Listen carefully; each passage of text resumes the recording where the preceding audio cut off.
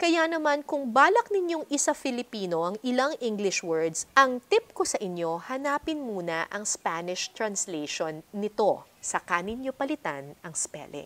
Halimbawa, ano sa Filipino ang English word na aspect? Sasabihin siguro ng marami, aspeto. Pero kung titingnan mo ang Spanish translation ng aspect, makikita mo ang nakasulat dito, aspecto. Therefore, sa Filipino, aspecto with a K ang gagamitin mo.